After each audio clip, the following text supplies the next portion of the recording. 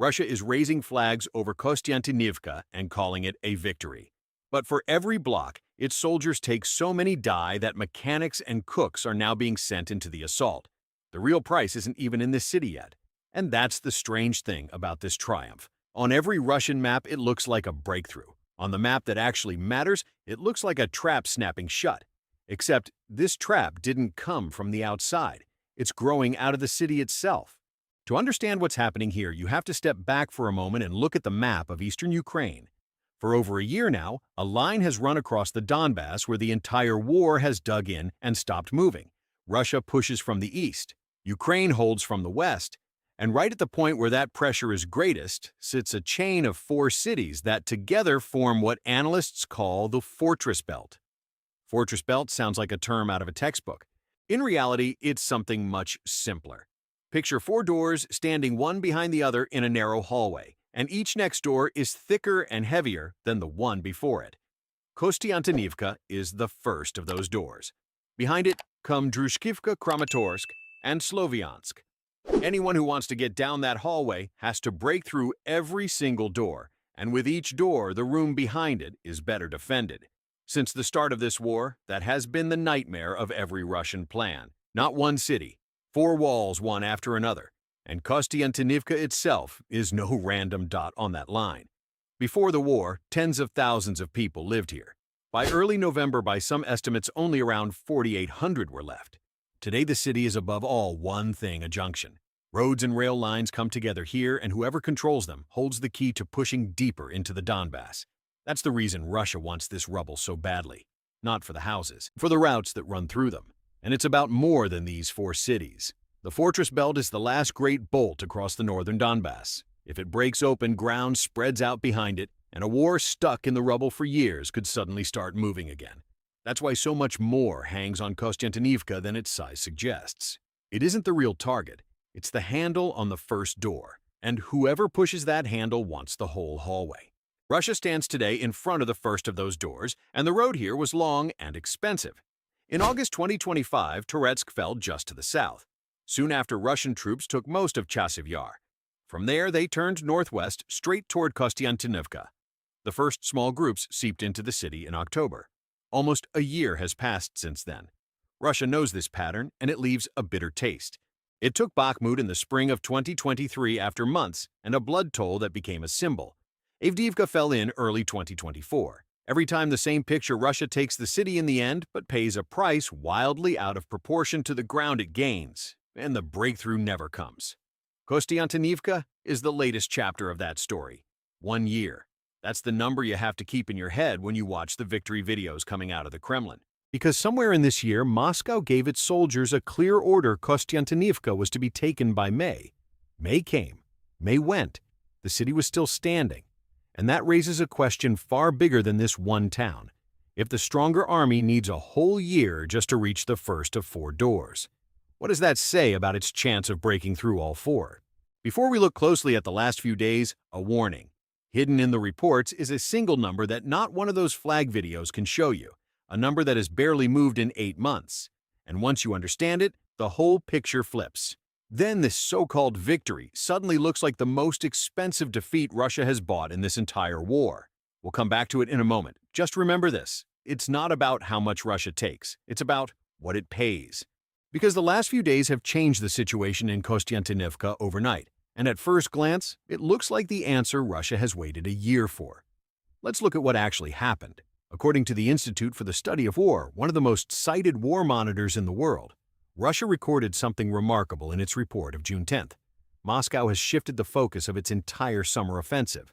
Originally, Russia wanted to push toward Sloviansk from the northeast with mechanized assaults around Lyman. That plan failed. There were no meaningful gains there. So Russia put everything on one card and concentrated its forces on Kostiantynivka. 2 Russian assault groups are leading the attack. One goes by the name Bakhmut and is built mainly around the 3rd Army Corps. It pushed from Stupatsky through Novodmitrivka into the northeast of the city and along the road toward Bakhmut in the direction of the railway station. The second group is called Dzerzhinsk and pushed in from Ilinivka into the western part of the city. According to the Ukrainian military observer Konstantin Mashevets, this second group probably achieved a tactical breakthrough in the west-central part of Kostiantynivka. The lead elements of both groups were at last report only about 2 kilometers apart. That sounds dramatic, and it is. But here comes the part the Kremlin channels don't mention. Despite all these advances, there's one thing Russia hasn't managed. It has not taken the railway station of Kostiantynivka, and Ukrainian troops cleared Dovabalka southwest of the city of Russian infiltrators. Remember that railway station because it's no ordinary building. A railway station in this war is not a place for travelers. It's a distribution point for supplies, a spot where rail and road come together. Whoever holds it can move ammunition and men forward fast. Whoever doesn't has to haul everything over improvised routes that lie under constant watch. The fact that Russia, after months, could not take this one point is not a detail. It's the difference between a city you truly own and a city you're only sitting in. And there's something else that doesn't fit the victory picture. While Russia presses in Kostiantynivka, it has been forced onto the defensive on 2 other stretches of the front. In the Kupiansk and Borova directions, Ukrainian counterattacks have put Russian units in an awkward spot. According to ISW, the combat power of Russia's western grouping wasn't enough to push towards Sloviansk and fight in Kupiansk and Borova at the same time. The Russian formations had to choose attack or defend. They couldn't do both. That's the language of the report translated into a simple truth. Russia doesn't have enough strength for all its goals at once. Then there's the matter of the videos. In early June, Russian channels spent days sharing footage from Kostiantynivka as proof that parts of the city belong to them. But between June 4th and June 8th, geolocated videos surfaced videos whose exact filming location could be verified. That footage confirmed Ukrainian advances in eastern and western Kostiantynivka and in northwestern Chasiv, and specifically in the very areas where Russian sources had claimed to be present. In other words, while Moscow was sending out pictures as proof of ownership, Ukrainian soldiers were walking those same streets. How does that add up? Here, it becomes important to be honest, because the situation is not a simple win for one side. What the reports show is not a clean advance, but a chaos of pinpricks. Russia no longer sends a closed fist into the city. It sends hundreds of small groups that seep in like water through cracks, dig into a basement, pop up again a street over. And right there in that house-to-house fighting, the Russian soldiers started running into trouble. According to ISW, they struggled just to hold because Ukrainian units counterattacked and cut their supply lines with drones. And here comes the detail that says more about the state of the Russian army than any casualty figure. On some sectors, the Russians simply ran out of infantry. So the commanders sent repair crews and rear personnel forward into the assaults. Let that sink in for a moment. The men whose job is to fix tanks and drive supplies were turned into assault troops because there were no real assault troops left. That's the condition Russia is moving into Kostiantynivka in. Since October, it has eaten its way into about 12.7% of the city. It blew through its own self-imposed May deadline.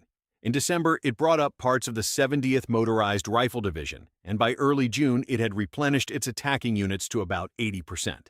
And still, at the end of all that effort, there was no breakthrough, just a slow, bloody seeping forward. Now we get to the number I promised you, and to the question of why this advance might be a trap. Let's start with the number, 12.7%. That's how much of Kostiantynivka Russia controls after roughly 8 months of fighting. Not a third, not half, not even an eighth, in 8 months. Hold that up against the images of flag raising and you see the break immediately. The flag on a rooftop is a picture that lasts 5 seconds. The 12% is the truth of 8 months. And these two worlds don't fit together for one reason that explains the entire war, the difference between tactical and operational. Those are two words that show up in every military report, and most people read right past them. Yet the whole story is hidden in them. To win tactically means taking a few streets, a building, a city block. To win operationally means breaking through the front and changing the whole situation. It's the difference between occupying 3 rooms in someone else's house. You can take photos in those rooms, but that doesn't mean the house is yours, especially not when someone is waiting in the next room with a gun. That's exactly what ISW predicts about Kostiantynivka. Russia will probably make tactical gains this summer. It will take streets, maybe even the whole city, but it will probably achieve no operational success against the fortress belt. Remember, the 4 doors Kostiantynivka is only the first. Even if Russia kicks it in, 3 thicker ones still stand behind it. And the army that kicked in the first door would be bled white afterward. And remember, the railway station Russia couldn't take after months. This is where that detail pays off. As long as that junction isn't Russian, no heavy fast thrust beyond Kostiantynivka can be supplied. The first door may be rattling, but the key to actually march through it is still missing. That brings us to the heart of the matter, the price. Why does this one city cost so unbelievably much? The first answer is in the sky. You've probably heard of drones, but the word doesn't do it justice. Picture thousands of cheap eyes over the battlefield, each one small, each one able to carry a grenade. These eyes see every truck, every group of soldiers, every movement in open ground. According to ISW, it's exactly this Ukrainian drone superiority that makes Russia suffer disproportionately high losses in men and equipment. In plain terms, the moment anything moves on the Russian side, it can be seen and hit. And it isn't just one eye, it's a chain. One drone scouts a second, strikes, a third films the result. That chain makes the old strengths of a large army almost worthless. Tanks' columns sheer mass for decades that was the backbone of Russian warfare. Over a battlefield full of cheap eyes, mass becomes a target. That's why the Russians prefer to seep in tiny groups rather than roll in columns. Big targets die in the sky, and the math behind it is brutally simple. One of these small attack drones often costs only a few $100s. A tank it can knock out costs millions. A trained crew can't be replaced fast with any amount of money. When cheap destroys expensive, and does it thousands of times over the entire logic of a war shifts. That's exactly what's happening here day after day over the rooftops of Kostiantynivka. The second answer is in the supply lines. An army is like a body, and supply is its blood. Ammunition, fuel, water, evacuation of the wounded, all of it flows through a few roads, the lifelines. Cut those arteries, and the arm dies, no matter how strong the fist. That's exactly what Ukraine is doing. It cuts the supply routes into the city with drones. Back in February, Russian troops destroyed a dam near Osaikov to disrupt Ukrainian logistics, a sign of how much this whole fight turns on arteries and routes. Whoever sits in a city where supply arrives a drop at a time isn't holding a city. He's clinging to rubble. And here a loop closes that we left open earlier. Remember the small groups seeping in like water through cracks? That tactic has a hidden price. Small groups can barely carry anything, and they can barely be resupplied. Seep too far forward, and they're cut off alone, out of ammunition and with no way back. That's exactly what happened at Donbas, where Ukrainian troops cleared out the Russians who had pushed in. What begins as an advance ends as a trap for your own men. The third answer is in the men who aren't coming anymore. An army that throws itself into house-to-house fighting for a year burns through soldiers at a rate that has to be replaced. And this is where it grinds for Russia. According to ISW, citing the investigative outlet, important stories around 71,200 people received a one-time enlistment bonus in the first quarter of this year. That sounds like a lot, but it's 20% fewer than the year before. Translated even with money, fewer men are coming.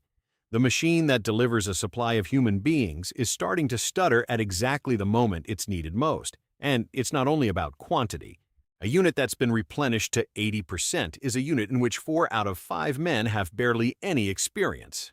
The old seasoned soldiers are dead or wounded. What moves up is material for the next wave. An army can patch its numbers, but it can't replace lost experience overnight. And that's exactly why mechanics end up in an assault. Not because it's a clever plan, but because the bucket has a hole, and the water runs out faster than you can pour it back in. And then there's a fourth force that has nothing to do with weapons and still decides everything. Politics. Moscow announced this offensive loudly. It set deadlines internally and externally. It made Kostiantynivka a symbol, and the more you invest in a symbol, the harder it is to let go. Picture a gambler who has already bet too much on one card to get up now. That's exactly the spot the Kremlin is in. To stop would mean admitting that a year of blood was for nothing.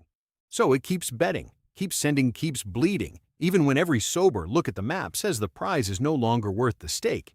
That's the most dangerous kind of trap, the kind you walk into willingly because turning back hurts too much. And now lay those 4 forces on top of each other. Drones that punish every movement, supply arteries that get cut, a stream of soldiers growing thinner and greener, and a politics that can't stop. Together they are the reason commanders send their mechanics into the assault. The reason it took a year just to reach the first door, and the reason this advance can be a trap. Russia is burning its last fresh forces to take a city that even in the best case opens not one of the 3 thicker doors behind it. There's a report from April whose title presses the whole logic into a single number. Russia loses 316 soldiers per square kilometer and still can't take the Donbas. 316 men for a single square kilometer of land. Don't picture that as a statistic, but as a field smaller than some city neighborhoods, and on it a whole company that doesn't get backup. That's what the price looks like, the price the flag videos don't show. Put it all together and the picture inverts. What looks like a victory is in truth a trade. Russia is trading its best remaining forces for a few square kilometers of rubble. It may get the first door, but it loses the very strength it would have needed to get through the three behind it. A door without the strength to open the next one isn't an open door. It's a dead end with a flag on top. So, what does this mean for the coming weeks? I'll give you 3 possible roads, and then I'll tell you which one I'm betting on. The first road, Russia takes Kostiantynivka entirely. That's entirely possible, and I'm not going to sugarcoat it. Just in the last few days, Russian troops raised flags deep inside the city and broke through the positions of a freshly formed Ukrainian brigade. The Ukrainian analyst Mashovets called the prospects of holding the city very unfavorable. It came down at last report to the final 2 kilometers or so. If Ukraine doesn't stabilize that line, Kostiantynivka falls maybe still this summer. The second road, the front freezes. Russia takes part of the city.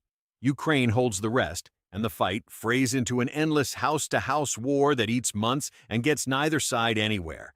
That's the nightmare for both. A lot of dying, barely any movement, a city that in the end belongs fully to no one.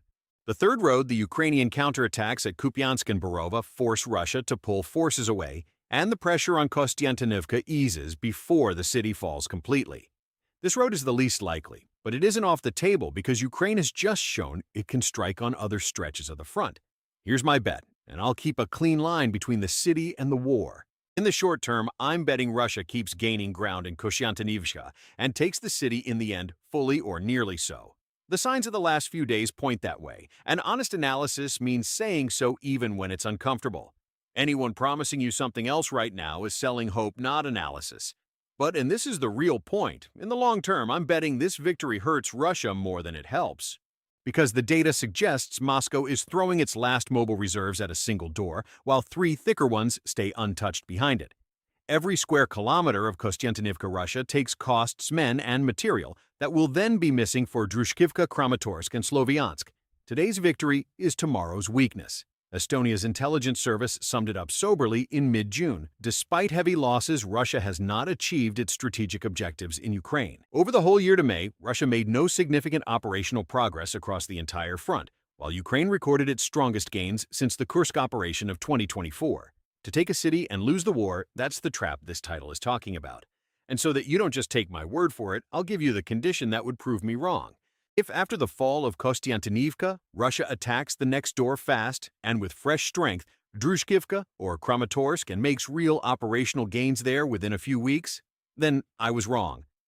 Then Kostiantynivka was not a grave but a springboard.